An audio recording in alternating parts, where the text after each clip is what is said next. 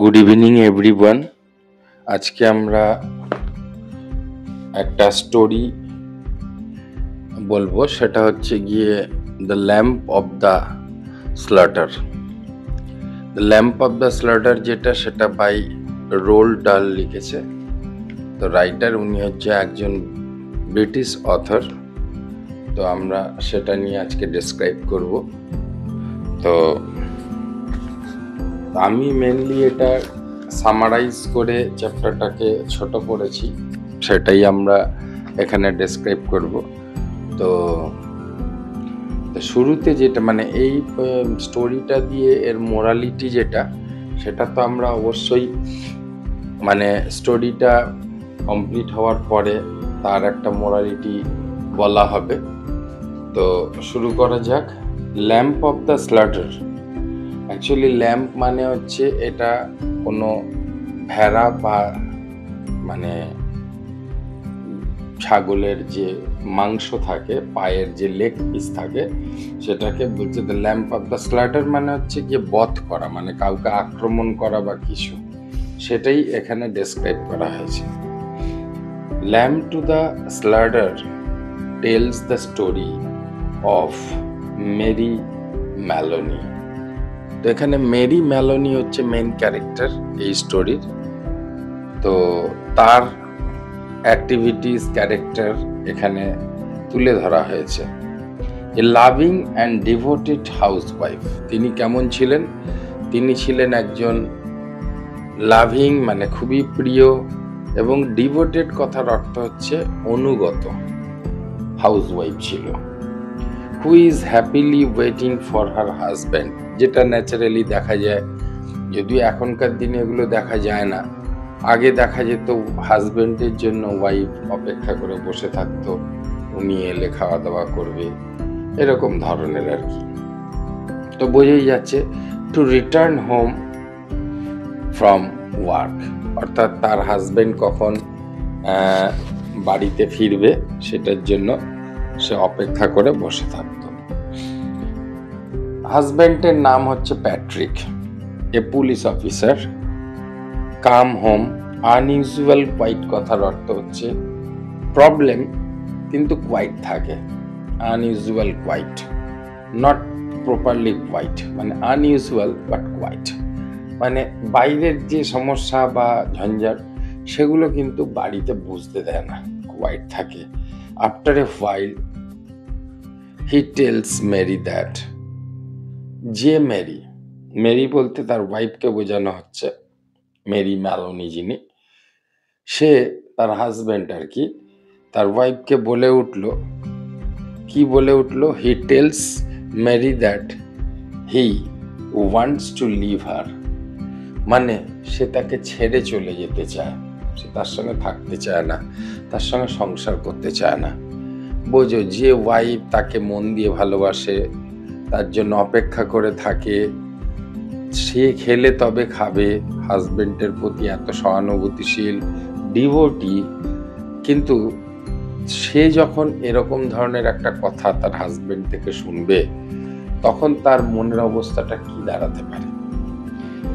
তো এখানে বলছে যে story does not tells exact the reason, মানে এখানে স্টোরিতে কিন্তু এই যে চলে যাওয়া বা তাকে ছেড়ে দেওয়ার যে কারণ, সেটা কিন্তু স্টোরিতে ডেসক্রাইব করেনি। Mary is soft and emotionally broken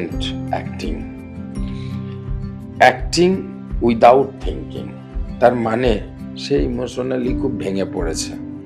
তার এই প্রেম মানে এত ভালোবাসা স্বামীর প্রতি, এত অনুগত, এত মানে কি বলবো, মানে তার প্রতি যে এত সহানুভূতিশীল, হঠাৎ যার প্রতি সে এত কিছু করছে সে এরকম আচমকা দিয়ে দেয়। তোমরা এগুলো ভালো, তোমরাও জানো, তুমি কোনো ভালো বন্ধু বা বান্ধবী যাকে প্রাণ দিয়ে ভালোবাসো, হঠাৎ করে যদি তার কাছ থেকে কোনো একটা মিসবিহেভ পাও বা কোনো সমস্যা তৈরি হয়, লিটিগেশন তৈরি হয়, তোমাদের মধ্যে কি হয়, একটা মনে যেন তুমি আকাশ থেকে পড়লে, যে কি আমি কি ভাবলাম আর কি দাঁড়ালো, যাকে নিয়ে এত প্রশংসা, যাকে নিয়ে এত কিছু, তার এই অবস্থা, এরকম একটা ভাবনা।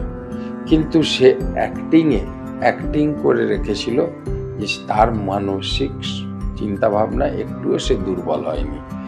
অর্থাৎ তিনি এই কথায় যে শকড হয়েছিল সেটা কিন্তু তার হাজব্যান্ডকে বুঝতে দেয়নি। She goes to the kitchen, সে কিচেনের দিকে গেল, takes a frozen leg of the lamp, সে ওই ভেড়ার একটা পায়ের টুকরো যেটা ফ্রিজের মধ্যে রাখা ছিল মাংস হিসাবে সেটাকে নিল, ফ্রম দ্য ফ্রিজার মানে ফ্রিজ থেকে নিল, and suddenly hits the Patrick on the back, প্যাট্রিককে পিছন দিক দিয়ে আঘাত করলো, যেহেতু ওর মধ্যে হাড় আছে। হ্যাঁ, ল্যাম্প মানে বড়, ল্যাম্পের কিন্তু হাড়গুলো অনেক বড় বড় হয় আর কি। ব্যাক অফ দ্য হেড, কোথায় মারলো? মাথায়, পিছন দিক দিয়ে। কিলিং হিম মানে তাকে সে মেরে দিল আর কি। তো ম্যারি তো শকড হয়ে গেছিল যে এরকম হলো কেন, এবং শেষমেশ সে তো তার হাজবেন্ডকে ব্যাক সাইড দিয়ে হিট করলো এবং তার হাজবেন্ড মারাও গেল। After realising what she has done, মানে যখন সে রিয়েলাইজড করলো যে এরপরে আমার কি করা উচিত, Mary cleverly plans to cover up the crime. She practises her normal voice, মানে সে কি করলো, একজন মারা গেলে কি হয়, আমাদের মধ্যে একটা আমাদের ভয়েসের পরিবর্তন হয়, আমাদের মধ্যে একটা আতঙ্ক তৈরি হয়।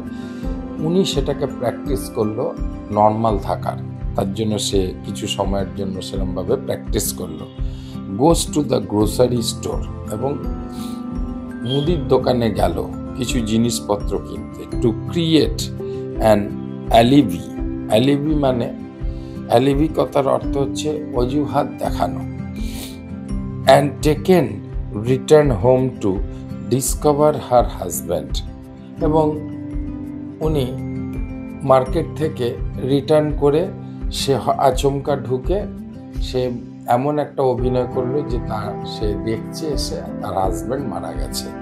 অ্যাকচুয়ালি এটা তার একটা প্ল্যানিং, মানে যাতে মানুষ বুঝতে না পারে, সে যদি ঘরেই থাকে তাহলে সেই মেরেছে, তো তার জন্য সে কি করেছে, এবং সেই একটা রিগর মর্টিসের মাধ্যমে যে ডেট হয় সেই ডেটের মানে সে মারা গেলে দেখা যায় যে তার যদি বিফোর টাইম কেউ যদি বেরিয়ে যায় এবং বেরিয়ে এসে পরে দেখে, তাহলে বোঝা যায় যে না, উনি যখন মারা গেছে তখন উনি ছিলেন না। এরকম একটা টাইম ম্যানেজমেন্টের ব্যাপার আছে, যেগুলো ফরেনসিক ল্যাবে যেগুলো টেস্ট হয় তখন বোঝা যায় আর কি। Returns home to the discover her husband's dead body, and she calls the police, crying and pretending, মানে প্রেটেন্ড কথার অর্থ হচ্ছে এখানে ভান করা, যে আমি কিছুই জানি না, মানে দুঃখ দেখাচ্ছে আমার হাজবেন্ড মারা গেছে, কে বা মারলো। টু বি ইনোসেন্ট মানে সে একটা ইনোসেন্টের ভাব করলো। ইনোসেন্ট মানে কি, মানে একটা খুবই সরল সিধে মানুষ, সে এসব সম্বন্ধে কিছুই জানে না, এরকম ধরনের একটা অ্যাটিটিউড দেখানো। When the detective arrived, যখন ডিটেকটিভ প্রবেশ করলো তার বাড়িতে, they search for the murderer weapon, তারা খোঁজা শুরু করলো যে কি অস্ত্র দিয়ে তাকে মারা হয়েছে। Meanwhile, Mary cooks, এর মধ্যে মেরি কি করেছে, যখন ওরা সার্চ করছে মেরি ওদের জন্য রান্না করছে the same leg of the lamp, যে ল্যাম্পের হাড় মানে পাটা দিয়ে তাকে হত্যা করেছে সেই ল্যাম্পটাকেই সে কারি বানিয়ে ফেলছে। কেন, কাদের জন্য? এই যে যারা এসছে তাদের লাঞ্চ করানোর জন্য। The murder weapon and offer its to the officers out of the kindness. The policeman feeling sorry for her, policeman তার প্রতি খুব দয়া হলো যে সত্যি আমরা পাচ্ছি না, এখানে তো কোনো ওয়েপন দেখা যাচ্ছে না, এরকম অস্ত্র যে তাকে হত্যা করেছে। অ্যাকসেপ্ট অ্যান্ড ইট দ্য মিল, কিন্তু অ্যাকচুয়ালি যেটা দিয়ে হত্যা করা হয়েছে সেই মাংসের টুকরো বা হাড়টাই যে রান্নায় তারা মানে এখানে মেরি ব্যবহার করে ফেলেছে, সেইটা তারা একদমই বুঝতে পারেনি। While eating, যখন তারা খেতে বসেছে, they even discuss how the murder weapon is probably right under their noses. মানে তারা একে অপরের সঙ্গে আলোচনা করছে, দেখো একটা মার্ডার ওয়েপন হয়তো আমাদের চোখের সামনেই আছে, কিন্তু আমরা সেটাকে ধরতে পারছি না। In the final scene, Mary quietly giggles, কথার অর্থ হচ্ছে মুখ চেপে হাসছে ইন দ্য আদার রুম, অন্য রুমে গিয়ে, মানে সে ভাবছে যে কি পোকাই না বানালাম এদের। Knowing they have the literally eaten the evidence, এবং এইটা জেনে যে তারা যে এভিডেন্স খুঁজছে সেটা তো এক প্রকার তারা খেয়েই ফেলেছে, মানে লাঞ্চে তাদের সেটা খাওয়া হয়ে গেছে, তো তারা এভিডেন্স পাবে কোথা থেকে, এই জিনিসটা সে ভেবে এবং সে হাসছে। তো এখানে মূল ব্যাপারটা যেটা, সেটা হচ্ছে মানুষের আবেগ কতটা অনিশ্চিত এবং পরিবর্তনশীল, সেটা এই স্টোরিতে বোঝানো হয়েছে। অত্যধিক বিশ্বাস এবং ভালোবাসা কখনো কখনো মানে গভীর প্রতিশোধ রূপে নিয়োজিত হয়, অর্থাৎ খুব বেশি ভালোবেসে ফেললে সেখানে যদি কোনো মানে সে আঘাত পায়, তখন কিন্তু সে মানে কখনো তার সেন্স থাকে না সে কি করবে, মানে সে এনিহাও তাকে অন্যের হতে দেবে না, হয়তো তাকে মার্ডার করে দিল, এইরকম হয়। এবং অপরাধ সবসময় বাহিরে থেকে বোঝা যায় না। কোনো একটা অপরাধকে তুমি যদি বাহিরভাবে, তোমাকে ইন্টারনালি ভাবতে হবে। কখনো কখনো কিন্তু অপরাধীরা মানে নিরীহ মানুষের মতো অভিনয় করে, সেটা তোমাকে বুঝতে হবে। আর আরেকটি গুরুত্বপূর্ণ থিম হলো আইন শৃঙ্খলার সীমাবদ্ধতা। সেটা কি? অপরাধ তদন্তে পুলিশ প্রায় চোখের সামনে থাকা সত্যটিকে দেখতে পায় না, এটা কিন্তু পুলিশের একটা ব্যর্থতা। এই জিনিসটাই এই স্টোরির মাধ্যম দিয়ে তুলে ধরা হয়েছে। তো আশা করি তোমাদের বোঝাতে পেরেছি ব্যাপারটা কি। তো থ্যাংক ইউ ভেরি মাচ। তোমাদের যদি ভালো লেগে থাকে তোমরা লাইক করো, সাবস্ক্রাইব করো এবং বন্ধুদের জানিও। তোমরা লাইক সাবস্ক্রাইব করলে আমাদের জন্য একটু সুবিধা হয়, আমরা আরও অনুপ্রাণিত হই। ঠিক আছে, থ্যাংক ইউ ভেরি মাচ।